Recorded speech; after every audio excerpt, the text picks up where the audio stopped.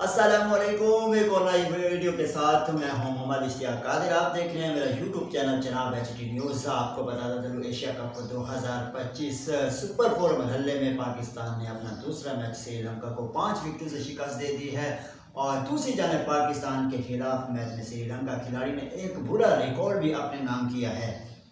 और आपको बताता चलो एशिया कप 2025 के सुपर 4 मरहले में पाकिस्तान के खिलाफ मैच में श्रीलंका के साबिक कप्तान ऑलराउंडर डेसन सनेका ने T20 इंटरनेशनल क्रिकेट में सबसे ज़्यादा सिफर पर आउट होने वाले खिलाड़ी ये रिकॉर्ड अपने नाम किया है। तो बताता चलो एशिया कप 2025 के सुपर 4 मरहले में पाकिस्तान के खिलाफ मैच में श्रीलंका की टीम शुरू से ही मुश्किलात का शिकार थी। आज टीम 58 के मजमूई स्कोर पर पवेलियन लूट गई थी।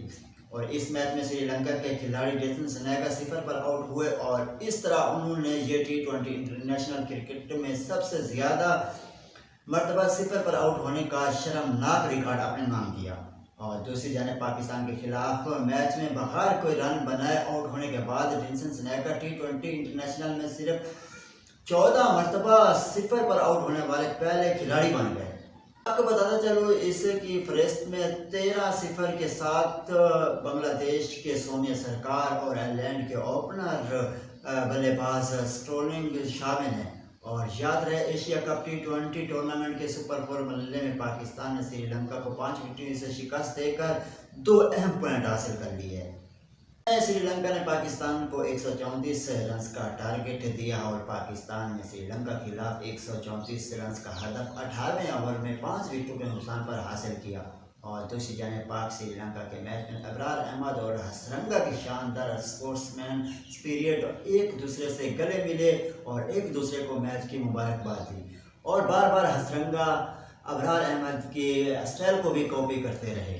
बस देखकर एक अहम जीत हासिल कर लिया है और इस टूर्नामेंट में रहने की एक उम्मीद बाकी रह गई है पाकिस्तान के लिए। और आपको बताते चलो एशिया कप सुपर 4 मरहले में जो भी टॉप टीम 2 होंगी वो क्वालिफाई करेंगी फाइनल के लिए। आज एक बड़ा मैच खेला जाएगा सुपर 4 मरहले का, इंडिया वर्सेस बांग्लादेश के दरमियान ये मैच खेला जाएगा। और आपको बताया चलो इंडिया की टीम और बांग्लादेश की टीम ने दोनों ने एक मैच जीता हुआ है। जो भी टीम आज जीतेगी वो फाइनल के लिए 90% क्वालिफाई कर सकती है। अहम मैच होगा, दोनों टीमों के लिए जीत ज़रूरी है क्योंकि दोनों टीमें एक अच्छी टीमें हैं, एशिया की अच्छी टीमें हैं बांग्लादेश और इंडिया की टीम। अगर इंडिया की टीम की बात की जाए तो नंबर 1 का पे आती है, इसमें कोई शक नहीं है क्योंकि इंडिया की टीम एक अच्छी साइड बनी हुई है और बांग्लादेश की भी टीम कॉम्बिनेशन के साथ चल रही है। और दोनों टीमों के लिए एक अहम मैच होगा और अहम मुकाबला होगा और एक अच्छा मुकाबला होगा। ताकि वीडियो देखने के लिए हमारे यूट्यूब चैनल जनाब HT न्यूज़ को सब्सक्राइब करें और बेल आइकन लाजमी करें क्योंकि हर आने वाली न्यू वीडियो आप तक पहुँच सके।